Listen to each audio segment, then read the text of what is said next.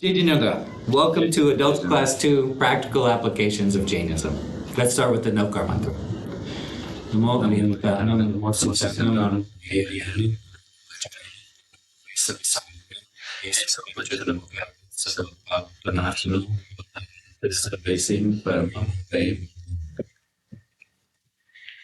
The purpose of art is to ease the suffering of others. The reason that art is so varied is because there's many ways to ease the suffering of others. For example, art can provide us an escape from our problems. Hey, come on in. Oh, we got a book delivery. That's great. For example, art can allow us to live in a fantasy world where magic is real and there are no consequences. Art may show us that another person understands the grief that we're going through. It may show us that we're not alone in our suffering because the artist is showing that they have suffered in a similar way. Come on in, great to see you. Art can give a voice to the voiceless. As another example, art can be a space that allows us to laugh at the sorry conditions that we find ourselves in, the conditions of our life. So has art ever changed your life? Last year you had this topic, and I'm not an art person by any means, and I struggled that time and even now. I see a picture and like, how is this going to do any good to me or bad? Or I'm blank, like I don't have any thoughts. Right. You see? But then what changed my perspective is you showed the Jain flag, which I had no idea we had a Jain flag. Right. Hi, come on in. Hi, come on in. Great to see you. And then the our structure, right? I forgot the man-shaped structure. Right. What is that called? Symbol. The symbol, our Jain symbol. And then I understood where we are. The entire summer, me and even summer and Panjoshan, we talked about where we are. How the whole thing. The symbol, Jain symbol, right? The shape of the universe. The shape of the universe. We're in the right. middle. Right, and we are right in the middle. What's the Devlok and the Tiryanch and That's right. Our Nehru Parvat, where it is, and the Simandar Swami. And I've been so fascinated by Simandar Swami. I'm putting and thinking a lot about it because that's the Tirthankar right now. Mm-hmm. And we can telepath over there. Right. So that's great. So art has changed your life. It has. That's but great. Other than that, you showed me something else like Mona Lisa. I'm like, I don't care about her. What's great about the Mona Lisa is that it changes based on where you look. And so the artist Da Vinci understood something about shadows and perspective that nobody else understood. And he showed that he understood that by painting the Mona Lisa. Has art ever changed your life? If you're counting music as art, Of course. I don't have much appreciation of visual art, but like the music is for me like a soundtrack for my life. Like growing up, various. You too, right? It creates me. Yep, you too for sure. But the moods, the rhythms, even now. I mean, if I want to do something and get motivated, exercise, run something. If I'm not playing the right music, it can make or break that workout. So for me, the music has been it really impacts the mood and the pace of what I'm doing. That's great. So the best art. Hi, come on in. Okay. So the best art tells us something about ourselves. It makes us examine our beliefs, and it can even help us change our beliefs because they are a mirror through which we see ourselves. But only if we think about that art. It's very easy to not think. For example, let's say you're watching a movie. It's very easy to let other people do the thinking for us, to turn our brain off and not understand what the artist is trying to say. I have a confession to make. I actually like those art house movies that make $2 at the box office. I didn't like them before, but now I like them because I started being proactive about trying to understand what the artist is trying to tell me. That is, at one end of the spectrum, you can sit back and you can just let the movie come to you. And if you can't figure it out, it's the artist's problem, right? Or you can be engaged. You can constantly ask yourself questions during the whole movie. Why is this happening? What is the artist trying to say? Why did he choose this perspective? Why are these characters here? And you can pay very close attention. It's kind of like if you learned about active listening and passive listening, right? It's kind of like that. You can actively consume art or you can passively consume art. But here's the thing, it's exhausting to watch a movie like that. If you're trying to relax and watch a movie, you can't watch a movie like that because it's very exhausting. You feel like you just ran a mile after you watched a movie.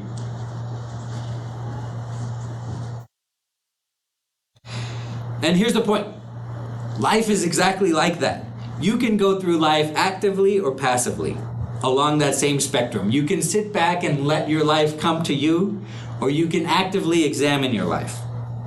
But if you do sit back and relax through life, you'll find that other people are doing your thinking for you. And you'll find that you're working for other people's goals, not your own goals. Have you ever been talking with somebody and you know exactly where they get their news from? Has that ever happened to you? They just repeat what they say, what they heard as a headline. It happens to me too, right? If the topic comes up and the topic is celebrity news, okay? I know that Taylor Swift is dating Travis Kelce, but that's all I know. I couldn't tell you anything more than that, okay? Because I don't care about anything more than that. Because I haven't thought about it anything more than that.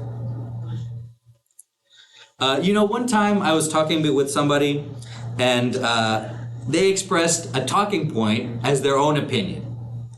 And how you can tell is that if you ask them about it, they can't answer anything about the talking point that they just mentioned, right? Because they haven't thought about it. It's just something that they regurgitated to you. So it's almost like their head is a TV screen, and you're just talking to the host of the talk show that they got it from, right? You're just talking to the news host. Has that ever happened to anybody? No, but it's getting worse now. Sound bites are getting smaller, and right. people are getting their sound bites from Instagram, Facebook, whatever. So, yeah.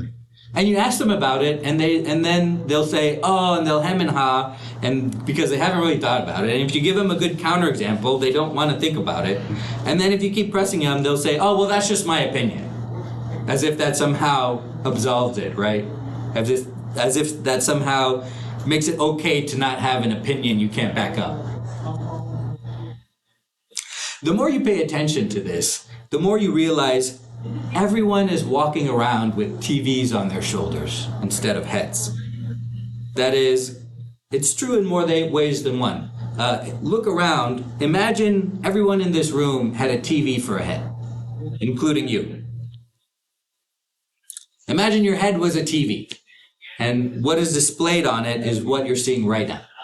Look at people. No, go ahead and look at people. Okay? Imagine that their head is a television set. Well, one guy did exactly this, and he changed people's lives forever. His name was Douglas Harding, and his philosophy was the Headless Way. Has anybody ever heard of this? What is it called? The Headless Way. Okay, so the Headless Way is a concept of Douglas Harding had a sublime experience, and sublime here doesn't mean good, it means the actual definition of sublime, where he experienced sublimation. So he had this epiphany, and he told people about it. He wrote a couple of books about it, and people really loved it, because what it was is he made people aware of the non-duality of nature. That is, there is no difference between subject and object. Okay? Your essential self, or your true identity, is not limited to what's inside your body. This is how he put it, right? Instead, it's formless, boundless awareness that is aware of everything but cannot be seen as an object. All right? And so he emphasized direct experience rather than what you think you know about things. And we're going to try an experiment of his. But first we're going to do an awareness exercise so you know what an awareness exercise is. That is, first we're going to do an awareness exercise of the headless way. But you may not know what an awareness exercise is. So as an appetizer, we're going to do another unrelated awareness exercise. And the point of an awareness exercise is to get you feeling a different way than you feel currently. Okay? Is to make you be aware of a paradigm shift in what your normal day-to-day experience. Okay, so you may have done this before. You theoretically know that your skin is a very thin layer. It's an organ of your body and it's very thin. You actually are mostly a body. Your body is mostly made of pink muscles, right? And that's the majority of your body. But you don't really think of your body as like a skeleton surrounded by pink muscles, right? But we're gonna try to change your awareness by doing an awareness exercise. So what I want you to do is put your hands up to your face and then pull down on your cheeks as hard as you can, okay? Pull down. Now look at your neighbor and you'll see a lot of pink muscle underneath there, right? Now keep looking at your neighbor, don't look away. Keep looking at your neighbor. All right, Toby, you can look at me. All right, so you see me. So you see, just keep on looking at the pink part, right? And you can do this in a mirror at home. We don't have a mirror here. But look at the pink part, and now imagine that's all over that person's body, right? So does anybody feel any different? Did anybody see what I'm talking about? Or no? Sure. Okay, well this is the easiest one, so it's a problem if you didn't see it. So let's try it again, okay? So let's pull down, you gotta pull it down really hard, all right? And you got to look at the other person or look in a mirror. And it helps if you just be quiet. And you look exactly where the pink part is and you see that, oh, their eyes are surrounded by this pink muscle. And their whole body is like that. All right? And the skin is basically doesn't matter. All right? Did anybody else see that? We had one person last time. Yeah. I think so. Okay. Yeah. Okay. So it makes you feel a different way about a body. Have you been to the body world? Yeah. Yeah. That's, Yeah. Body world is I know what amazing. I was thinking too. Yeah. Visualizing it without the skin, which is what they do. Yeah. Yeah. It's like a challenge. Right. Okay. So a couple more people. Okay. So this doesn't look good for our next awareness exercise. Okay. So we're gonna do another awareness exercise. Hi, come on in. Thanks for coming today. We're gonna do, but before we get to that, we have to talk about light. Can you close the door for me? Oh, no problem. So how does light work? So there's a light source, okay, pretend there's one there, and it hits an object, all right, and they're photons, right? Light is made of photons. And that object absorbs some photons, absorbs some wavelengths, and reflects other wavelengths. And that's how we know that it's a certain color. Right. That's the only reason it's a certain color, right? And then those that are reflected come to our eyes, right? And then we perceive that object and we perceive the color of our object, right? So all we're seeing is photons, all we're experiencing is photons hitting our eyes, okay? So that means I don't know whether that object is real or not, because somebody could be shining photons in my eyes of an object that's not real, right? So I can't guarantee you that an object that I see is real. Mm-hmm. Does everybody understand that? Because all I'm doing is just photons. So if I had a cool little laser, I could shine it into your eyes and make you believe that object is there, but it's not there. Because I'm just manipulating photons, right? Mm-hmm. Okay. So now all you're seeing, all you ever see is right here. It's just photons right here, right? Just right in front of your eyes. You see a tree out there. You don't know if that's real or not. The only thing you know is that the photons are hitting your eyes, right? So everything you see is just right here. Right. Okay, so put your hands over your eyes. Everything you see is just this close to you, because it's just the photons, right? Mm-hmm. You're not seeing anything further away than that close to you. That is everything. Imagine you're seeing something. That's where it is. It's on your eyes because it's photons hitting your eyes. Okay, so you can remove your hands. Okay, so does everybody understand that? That's how light works. That is, you only, quote unquote, see things that are on your eyes. Everything else is dark. Okay, you don't know if it's real or not, so it might as well be a dark space all around you. Okay, so it's very important we understand that. So I'm happy to go over that again or say it in a different way if nobody understood that. Okay, so now let's try another awareness exercise. And so for this one, it'll help if we don't see anybody else. So I'm going to ask you to turn around so that you can't see anybody else, see anybody's face, okay? And it'll help if you're quiet. And it will help if you hold your head very still. Okay, I see Ashish is coming, so we're just going to wait for Ashish to come because he's going to disrupt the exercise. Hey, come on in. So settling in. We're trying an awareness exercise. Yeah. Yeah. Speaking about the photon topic. Yeah. I went to a dinner that was it's called Blackout. Where Oh yeah, you eat in the dark, right? you eat in the dark, and they serve you in the dark. and they don't tell you what they're serving. we knew it was like meeting our Right. dietary restrictions, but they don't tell you what you're eating, and everyone just figures it out as they're eating. it was different.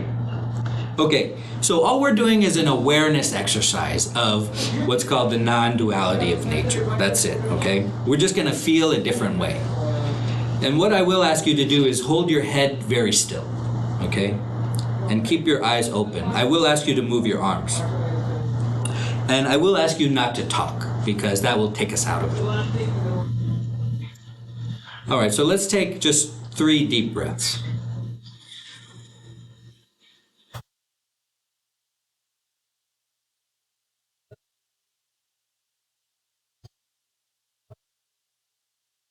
Okay, I think Nick is coming, so now I think we have to wait. So when we wait for Nick, why don't we just keep on breathing deeply?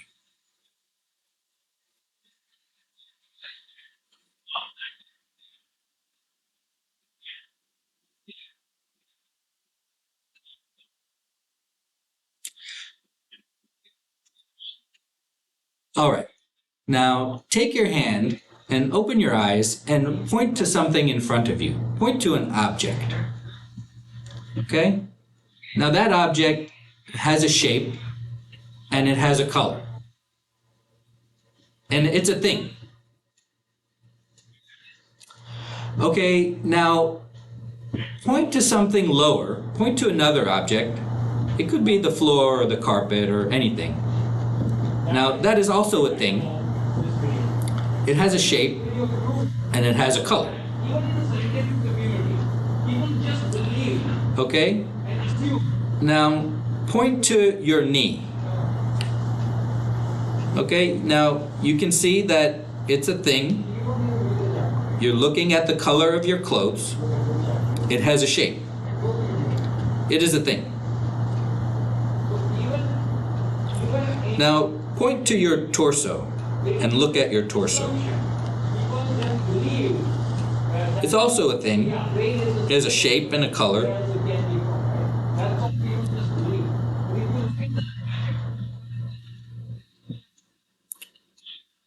Now, put your hand in front of you and point so that you see your finger. And look at it. Like this. If you don't know what I'm doing, then look at me. And point to yourself. Now keep your head still and take a look at what you see. You do not see an object. What do you believe is here?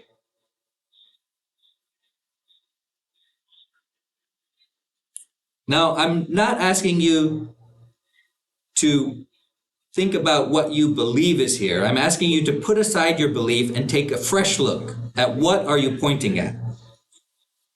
Rather than what you think is there, what do you see? What you are pointing at is the world that you see, which includes your finger.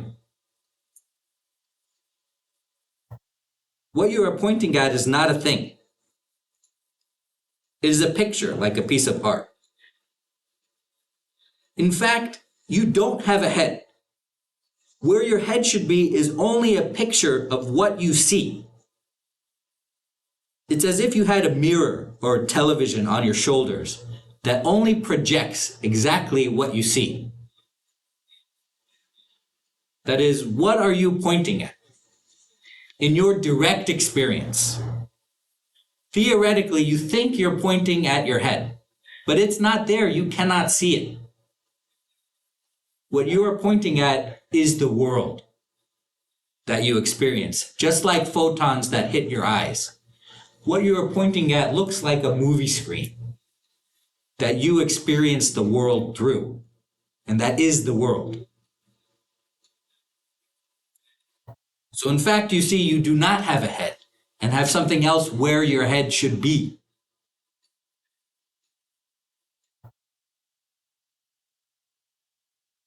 Okay, you can stop pointing and you can turn around. Okay, so that was an awareness exercise in the non-duality of nature. Oh, hey. Hey, come on in. Yeah. There's an old E and there's the new E. Did anybody feel a different way? Nobody. Felt like it was an object other than finger at some point. Right. And also felt like if that's what I see when I see myself, then it is something different. As if you're looking in the mirror and if you see an object, any shape, and if that's what that's what it is believed to be you, that's how I felt. In other words, looking in the mirror, I didn't see my face. I saw an object of some different shape. Right. In this case was the finger. Right. Like that's what I saw as me. Right. And so what Bhavin describes is very important. I think a lot of you didn't understand it. That is, we know it's a mirror, so we know it's a reflection. But what we're trying to say and look at with direct experience is that imagine you were looking at an object and you didn't know it was a mirror. Okay? So when I'm asking you, what are you pointing at? Okay? It helps to understand that you don't experience your head. Okay? You might see your nose or your glasses, but they're not attached to anything. Okay? That is, you just experience the world. So, if you practice this enough and do this enough, you become a disciple of Douglas Harding and practice the Headless way. This is an awareness exercise to give you a taste of that there's something there when people talk about non-duality. So, what do people experience? They experience a universal perspective. The Headless Way invites individuals to shift their perspective from the conventional sense of being to being a separate self with no head. That is a universal experience. They experience liberation from conditioning. They break free from their conditioned beliefs and self-limiting patterns. They experience unity and love sometimes.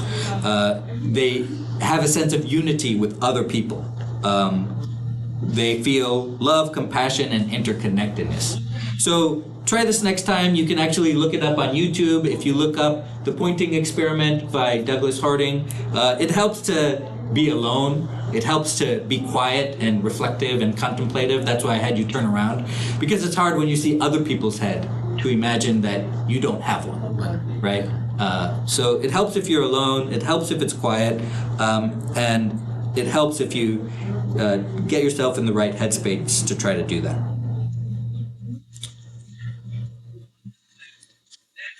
The Headless Way, okay, so we talked about that. Questions or comments about any of that?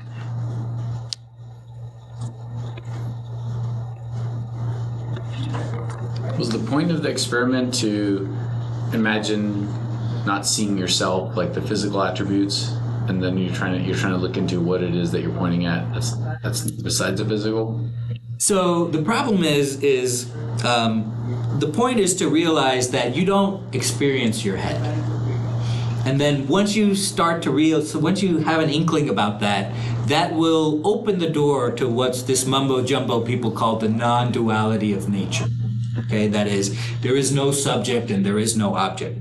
And the point and I want you to practice this because you'll start to realize that there is something there when people talk about that. It's not people trying to bamboozle you. It's not people trying to be above you and saying they're experiencing something that you can't understand. The point is that you should experience the slightest bit of that awareness. And the point is to realize through direct experience, if you're only talking about direct experience and not talking about anything theoretical, that you don't have a head. That is, you can see your feet, you can see your torso, you can see your hands, and they all connect to nothing. And what that nothing is, you experience as the entirety of what you see. And so the entirety of what you see is projected right here, like a television screen on your head. It's like photons coming in. And so like your head is a television screen. And then you'll feel differently. You will experience a profound kind of peace. You'll experience a quiet at first, and then you'll experience like a little bit of peace.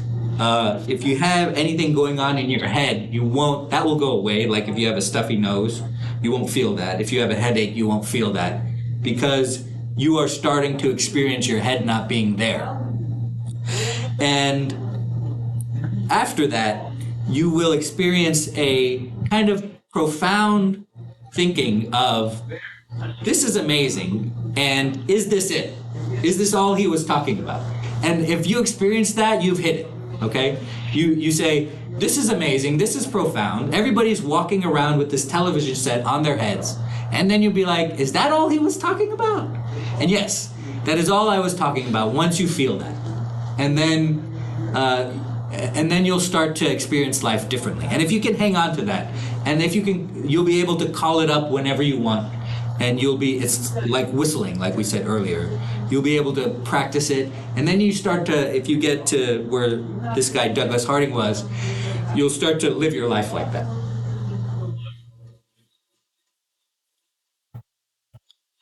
Questions or comments about any of that?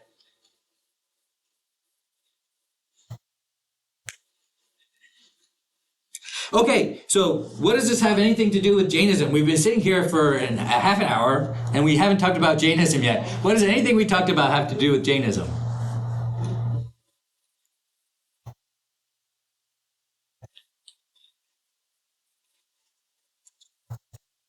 That is, you can use the world as a mirror for your soul. We talked about going through life, listening actively and passively, watching a movie actively and passively, and living your life actively and passively.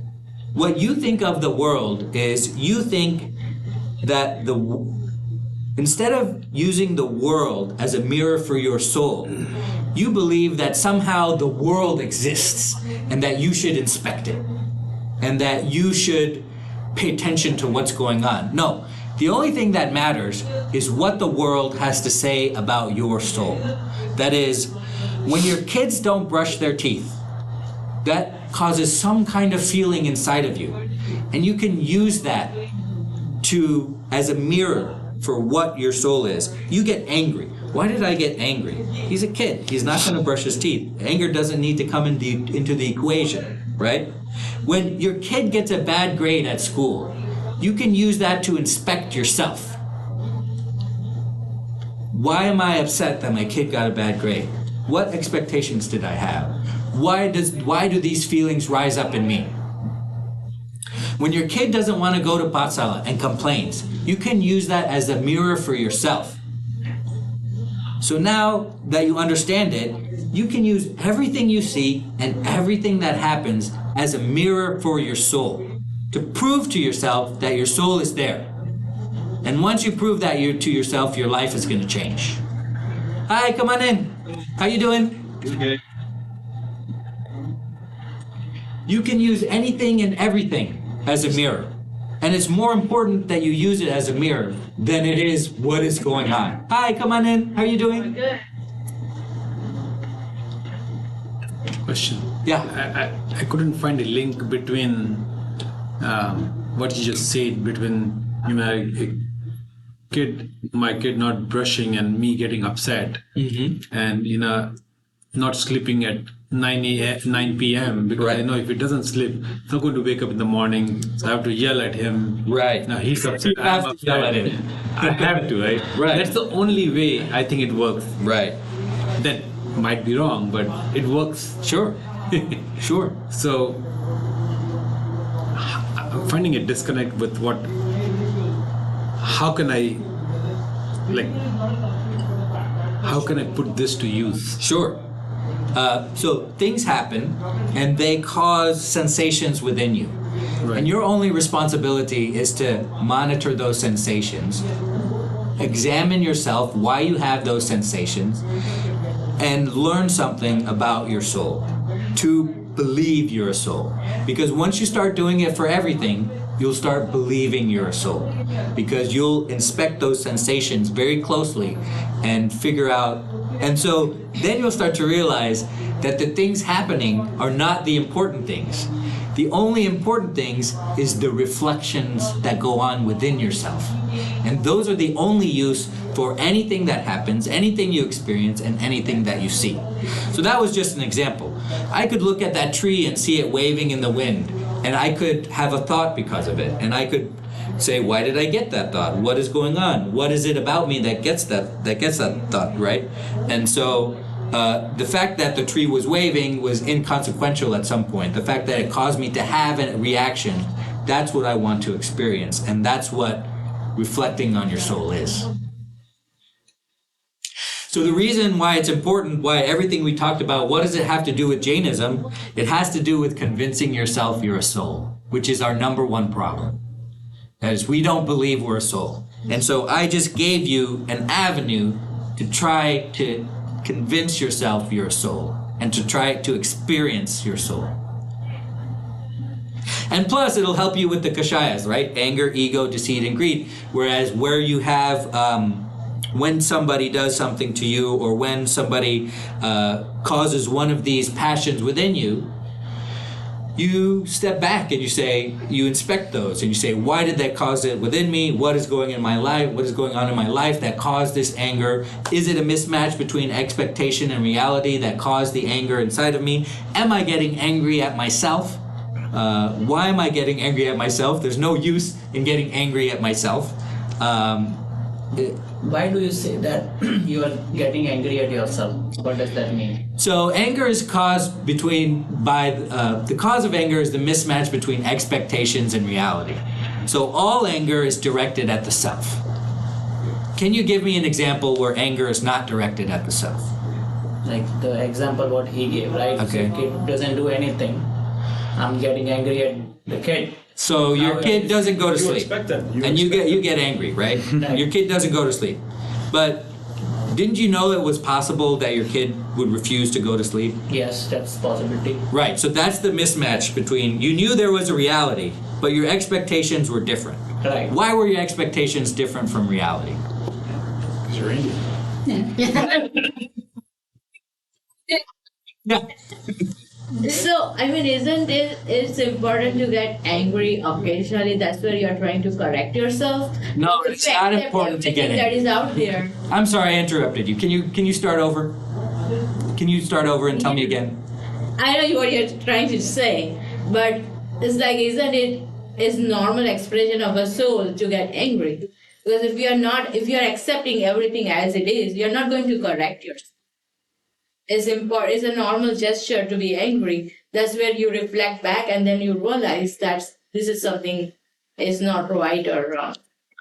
So being angry is not a characteristic of the soul. The characteristics of the soul are infinite knowledge, infinite peace, infinite bless. That's peace though. Infinite wisdom is knowledge. So the point is that it's actually the opposite. The character of your soul is to not get angry at anything at all. We've tried this before. We've tried this how to go adapt the expectation, right? So if you change the expectation, that, okay, you know what, you're not expecting something and something happens, it's one thing. But if you work with them on the same expectation, they know what that expectation is, right? What does that mean? Like if we apply that to this kid's example, what do you mean working on the expectation? That is, your expectation should be in line with reality. The reason you got angry was because your expectations were different from reality. And that means you got angry at yourself, not at your child. No, but that means that I'm not doing anything. I'm just watching. That's what the reality is, right? If I don't say anything, then It's what it is, right? I mean, we are a parent to tell them what's right. Like, you have to brush, you have to go to sleep, otherwise you're not going to get up in the morning. But what does that have to do with being angry? You can do all that without getting angry. But if you After 3 times. if you have a child who doesn't go to sleep, and the difference in how I react to that versus my wife, right? Both of us have souls, but one person will be, I said 9 o'clock, what are you still doing here? And voices goes up. The other person is like, not angry, because their expectation was different, and she takes the whole situation differently. She'll be like, let's get the water, let's walk upstairs, come with me, love you, kissy, this, that, and the other. Both of us are trying to get the job done, but there is not anger in one of them. You can do things. I'm not saying you can't do things. I'm saying don't get angry about it, because all you're doing is getting angry at yourself. That is, all anger is directed at the self, because you have a mismatch between reality and expectations. And are you going to change reality? No, you are not. The only thing you can change is expectation. That's your expectation that you want to change reality. That's the reality.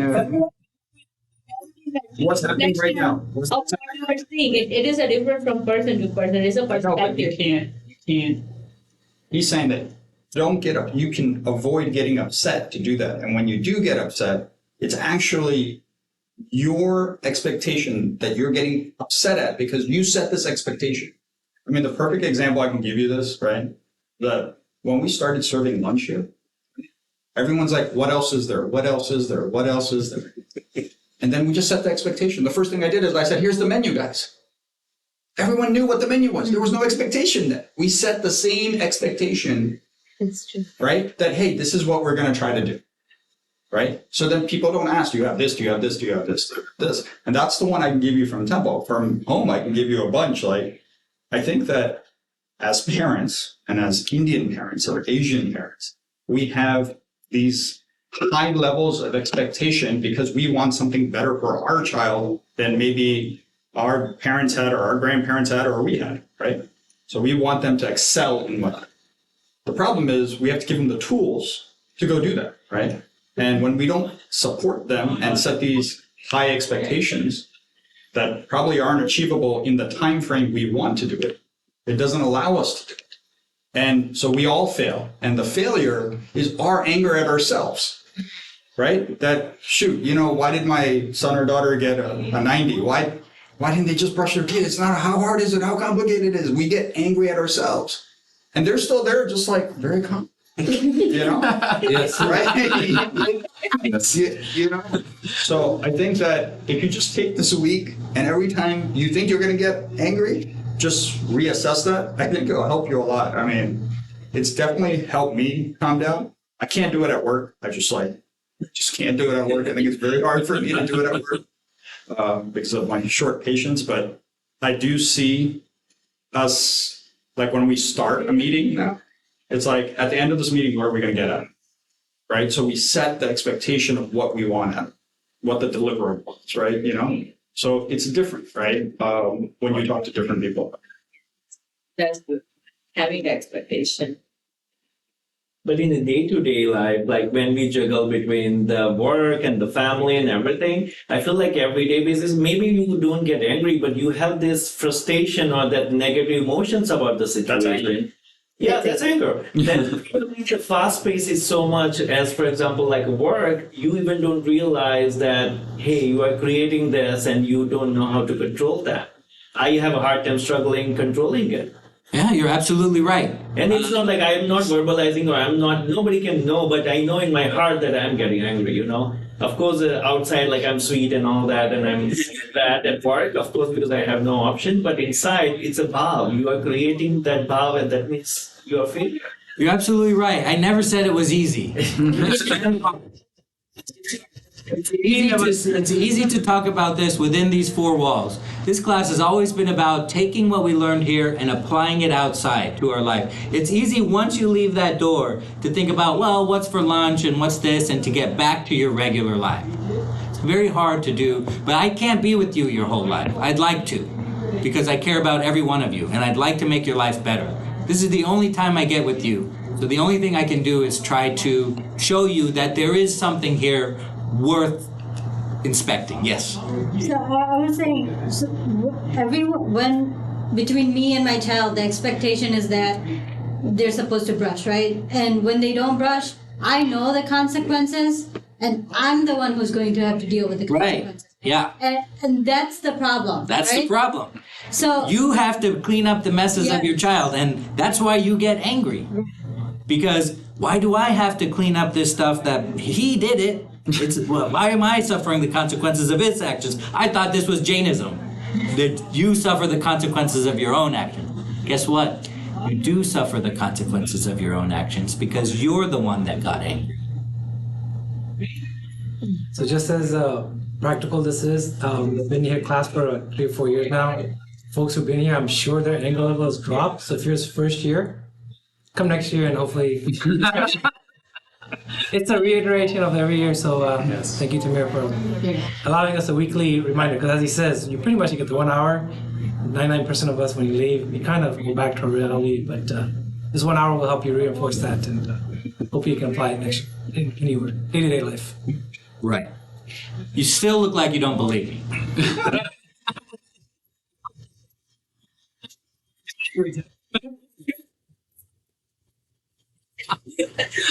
I'm going to apply this to my real life. Yes, that's what I want. Yes. And I'm suffering. Like, okay, well, here's the thing. My happiness is attached to my child's happiness. Okay? So I think that's the biggest part. Fundamentally, like, I've created a family. I am responsible for my family. I can't walk away from Now you know why your family is a chain around your neck. Now you know why your family is inhibiting your spiritual progress. Now you know why these attachments are bad. Because they cause you to do bad karma. They cause you to get angry. And it has nothing to do with you. It has nothing to do with your soul. But it's a cage you created around yourself that locks you in to this cycle of birth and death, and locks you into performing bad karma when you don't want to. That person did something that's causing you to get bad karma. What an injustice. It's not fair. But you have the ability to break out of it by saying, yes, you did not brush your teeth. This was something that was within the realm of possibility. Now, before I get angry, I'm going to take a deep breath. And then I'm going to count to 10. And I'm going to realize that anger is the mismatch between expectations and reality. What were my expectations? My expectations was for you to make an A on this test, and you didn't. What do I have to do to help you? Because I have assumed that responsibility, and I can't back out of it now. I can work on it. I can carve out a half an hour every day. I can work on it with you. I have money. I can get you a tutor. I can do this. I can do that. But none of that is getting angry. It's recognized, just because you recognize a problem and you implement a solution to the problem, anger doesn't have to come into the equation. Yes, you didn't brush your teeth. Yes, you're going to be tired in the morning. Yes, I have dealt with this before. Yes, you spilled that thing, and now I have to clean it up because you don't know how to clean up anything. That was what I got myself into when I had this child. And now I realize that too late. Now I realize that, but now this is my karma coming home to roost. I have a choice to make. I can do further bad karma by getting angry about it, or I can turn it into a good situation and realize that anger is directed at the self. And there's no point in me getting angry at myself because I had a child 8 years ago. This is the situation I find myself in. I can only start walking on the spiritual path from here. Other questions or comments? So I heard this, and I think that changed my morning perspective. Is I used to wake up 6:45. My younger one's bus comes at 7:20. I am late 10 minutes. Now everything changes. I'm now upset at myself, upset at him. Why didn't he wake up, brush, this, that? Now, very nicely, I wake up at 6:20, I wake him up. Now he has 1 hour to get ready. While waking up, he sleeps on this couch. He does all this for 20 minutes. I'm not even upset because I have already accounted for this. Now he knows 6:40. He has done all his playing, sleeping, no this, no that. All his no's are done. Now it comes into yes. He's in a good mood. I'm in a good mood already because I already given myself that cushion, the time. You change your expectations to conform with reality. Exactly. To put yourself in a situation to win by not getting angry. That only works if your child goes to bed early, to wake up early. True and not true. So even if he doesn't go to bed early, if I wake him up when I want to wake him up and I'm giving myself enough time to bring him in the mood. So now he's into cricket, right? So if I wake him up at 6:20, he'll Daddy, no, this, I'm tired. You want to play cricket? Whatever. I want to play music. Okay, whatever makes him come into that mood, I'm okay. Before English songs, no. In the morning, going to listen to this and this. I'm okay, whatever it makes for you to come to the mood, I'm okay. I think as parents, we talk about these expectations, but as I have a 16-year-old, and through that journey, I've learned one thing. It's okay. It's okay when things don't go right. It's just, it's okay. They got a 92. It's okay. They want me to get 100. It's okay, right? We can't change it. There's no doubt about that, right? She'll come home, she'll tell me that, Dad, I didn't do well on a test or whatnot. It's okay. I can't change that. All I can do is help her move that forward, right? So us getting upset is us failing to do it on the front end, right? Accepting. Yeah. So once again, our expectation is kids need 1,600 on their SAT. No, they just need to be happy at what school they go to. Let's refocus that to what school they want to go to and help them do that. So once again, I think that everyone's parenting style is different, but to keep everyone at par, as in not be angry at each other. And that sometimes goes on for days or hours or weeks or whatever, right? Because it's Dad, you told me this, and Mom, you told me this. It could be very good conversation. And I can tell you that my relationship with my daughters have become totally different because now they come and they set their expectation, saying, I think I want to go do this, right? So it allows us to say, okay, how do we help you go do it? So the first step is not getting angry. Okay, so once you learn that, what we talked about today was perhaps an advanced technique. That is, using these things to reflect on your soul. So when your kid comes home with a bad grade and you say that, first you feel upset, and then you don't vocalize it, you just monitor it, and then you say, why am I upset? Anger, I'm upset at myself because I didn't push this kid hard enough. Wait, that doesn't make any sense.